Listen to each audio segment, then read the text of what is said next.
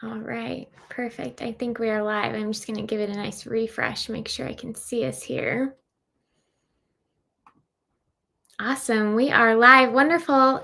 Hello, everyone, and welcome back to another live video from Boys Town Parenting. My name is Gabby. I am your host today. We are joined with Dr. Amanda Anderson from our Boys Town Central Florida Behavioral Health Clinic. And we're going to be discussing all about holiday stress today. So if you're feeling a little bit nervy, kind of as we're approaching Thanksgiving, or maybe your kids are starting to feel a little bit of anticipation or stress going into the holidays, we're here to help. Make sure you like this video and tag a parent or send it via DM if there's another parent that you're friends with in your network that you think would find this video helpful. Dr. Anderson, how are you doing today? I'm doing well. Happy to be back for another Facebook Live talk. Yes, we love having you on. It's always great to have our experts here. So, as I said in the beginning, the holidays are really fun, but can be stressful. What do you see as the biggest source of stress for families?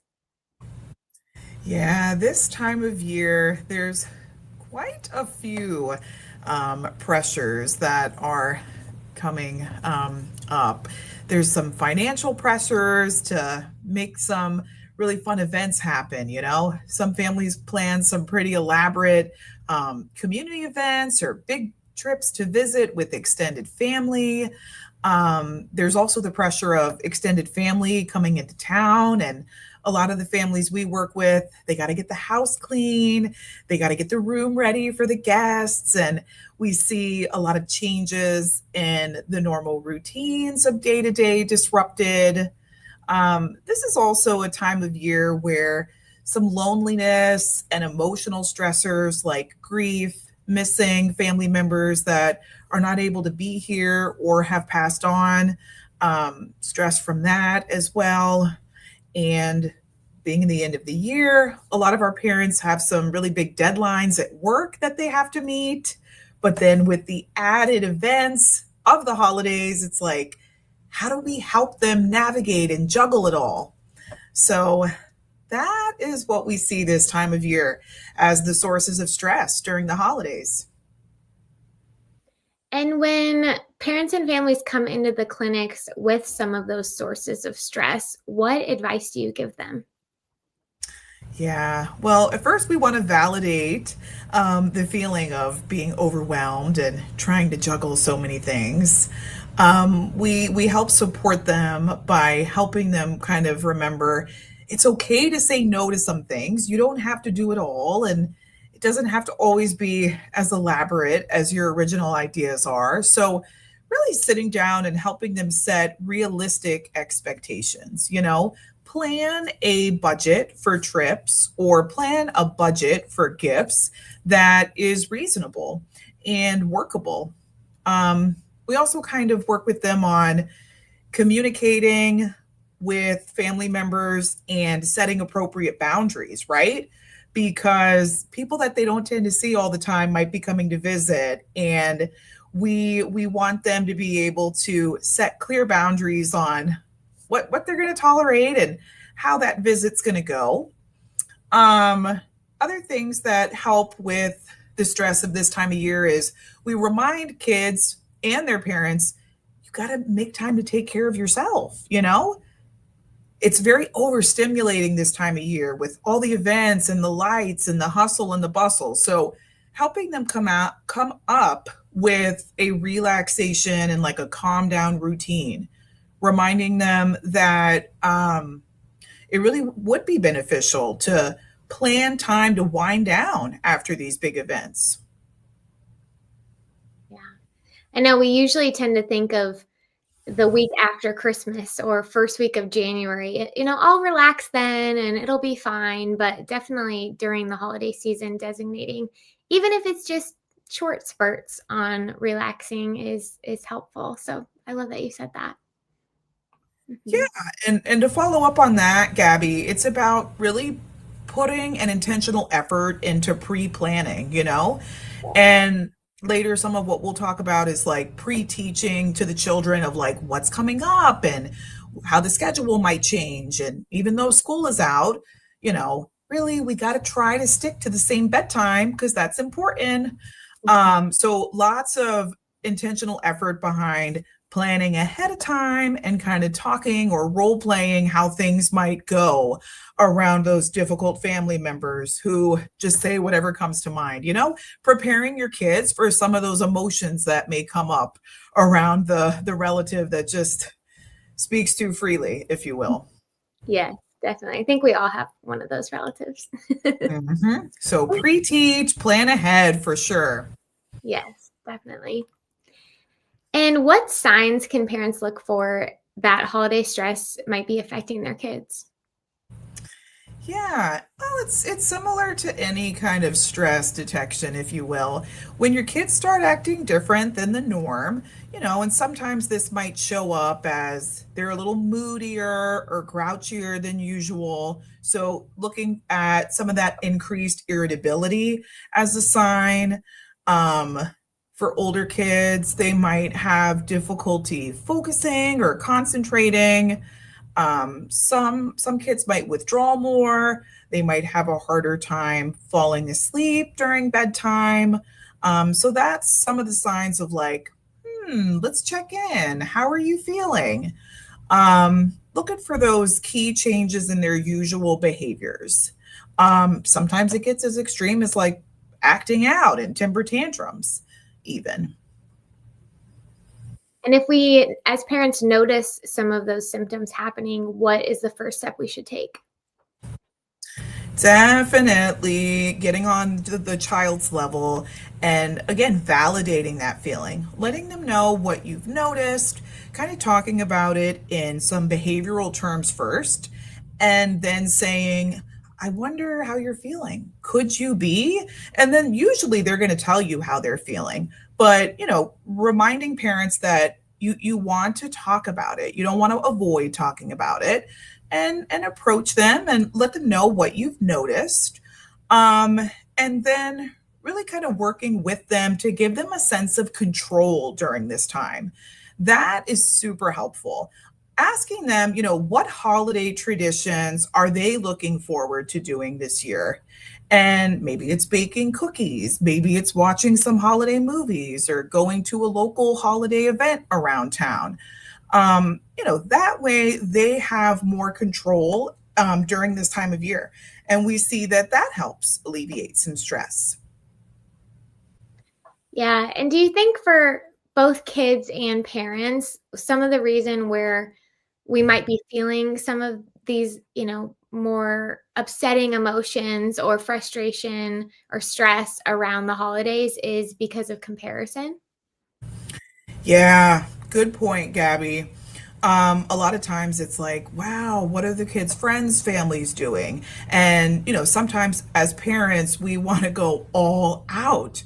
But, you got to ask yourself, is it realistic? And we got to get back to the basics of, sometimes this is the spirit of giving. Not sometimes, this definitely is the spirit of giving. So it's like, how can the family give to each other and then maybe their local community as well? Getting back in line with just hanging out as a family, simple quality time together.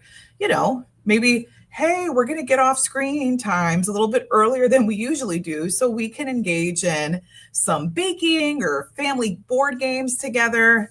It doesn't have to be as elaborate as we sometimes think it needs to be. And it's really important to not do that comparison game. Yeah. And what about families watching who might be juggling shared households? So divorced parents and maybe their kids are bouncing back and forth this holiday season. Yes. So for our families that are divorced or where parents are separated, that is also challenging this time of year because there's some extra coordination involved. And with those families, I try to tell parents, remember, the kids' well-being is the most important thing. And we got to kind of look at the holidays through their eyes. Some traditions, they consider important, and we need to see co-parents work together to kind of keep some of those traditions alive in their separate households. And by that, I mean it involves pre planning again and talking about it ahead of time and really sitting down with the co parent and setting a schedule of when the children will be in which house, what traditions and activities will take place, so that open communication, probably some boundary setting too, and maybe making this rule of like, we're going to appear as a united front in our communication in front of the kids. We're going to really work to minimize conflict. And so, what I remind families that are divorced or separated is that, sometimes this looks like you're going to have to accommodate so as to reduce conflict, accommodate the needs and wishes of the other parent to an extent, so much as possible. Again, because relationships are a give and take. It's not going to look exactly like it was before the divorce or the separation. So there's going to be some accommodation needed. There's going to be some compromise. And really, it opens the door for new traditions as well. So, reminding kids, yes, it's hard. You might miss this. This is challenging. But what new traditions are you looking forward to doing with your step siblings? And speaking of step siblings, remembering that they don't always see each other all the time. So it's okay to schedule breaks. We can do stuff together as a big blended family, and then we can have them schedule time where smaller groups and, full siblings do events together, more one-on-one quality time. But again, it's about, accommodating, compromising, being openly communicative and flexible. Yeah. And just like what you talked about earlier about, managing expectations, but also giving the child a clear picture of what's going to happen. Because, for example, if this is the first holiday that maybe families are split up, separated, divorced, blended, whatever it may be, they might be thinking, okay, well, I have done Thanksgiving at this house my whole life. And then this year it's going to be different. And I might be feeling a little bit anxious about what those changes are. So really, as co-parents, what you talked about of planning, okay, this day will be at this house, this day will be at this house. And then would you say sitting down with your child and explaining, here's kind of what the week is going to look like. What do you think about this? Yeah, yeah. And giving them that visual and how the week is going to be planned out is helpful so that they know what to expect and to reduce anxiety. Yes. Mhm. Definitely. All right, we just have a couple more questions on our list here for Dr. Anderson. So if you are watching live and you have any questions on helping reduce stress around the holiday season, make sure you leave it in the comments. And of course, we will check this video. So if you're watching later tonight or maybe in a few days leading up to Thanksgiving, we'll keep our eye on it. And our awesome team member here is linking several resources in the comments to help build on everything that we're talking about today. Okay, what other advice do you have to help parents, caregivers, and children not feel so overwhelmed during the holiday season? Something that I want to make sure to touch on is the disappointment that some kids might express when they unwrap or receive a gift that is not quite what they were expecting. Um, as parents, I think sometimes we're so quick to jump to these extremes of, oh, my child is so ungrateful and spoiled. Ah! But remembering that disappointment is a normal emotion. We all are allowed to feel that feeling. So I would say in instances where disappointment is visibly expressed or verbally expressed by the child, validate that emotion, normalize it, but we also have to teach to it.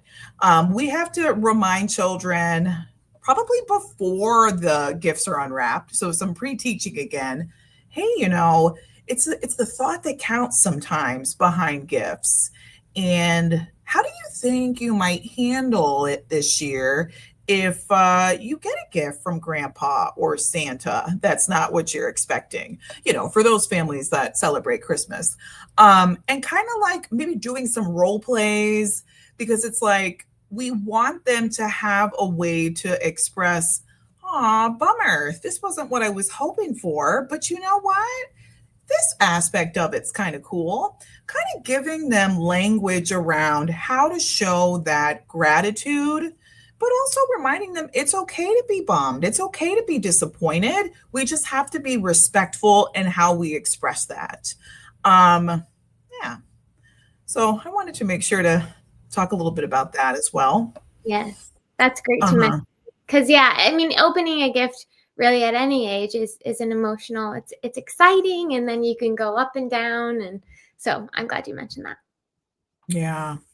But also just in general during this time, remember to prioritize self-care and balance. And what that's going to look like is you deserve a restful night of sleep. So remember to try to stick to usual bedtime routine.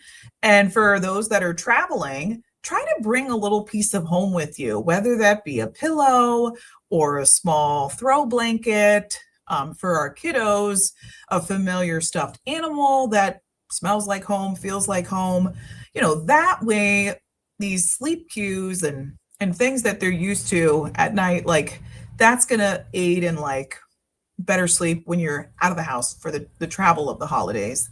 But also like exercise, practicing some meditation, and again, gratitude, what you were thankful for over the course of the year, some of the positive events that have happened. Like save time for reflection, meditation and reflection, I'd say. Those are some helpful stress relievers as well. Yeah. We don't have to wait till New Year's to start our resolution. We can start doing these daily practices now and tee us up for a great next year. Exactly. Dr. Anderson, for those who are local to the Central Florida area, how can families get in touch with the Boys Town Behavioral Health Clinic if they're looking for more support? Yeah, we welcome your phone call. Please call us to inquire about services. Our phone number is 407-853-7700. We accept Medicaid, we accept most commercial insurance plans, and we also have self-pay rates.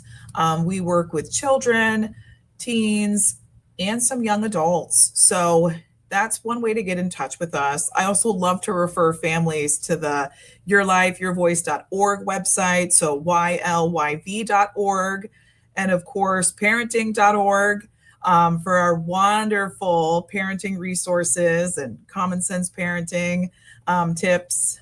So, yeah. Wonderful. Well, thank you. We will make sure to link all of those resources that Dr. Anderson talked about in the comments of this video so you can access them. And of course, visit parenting.org, boystown.org, and we can help get you the resources that your family might need this holiday season. And we're here for you. Dr. Anderson, thank you so much for sharing this expertise and setting us up to have a great holiday season.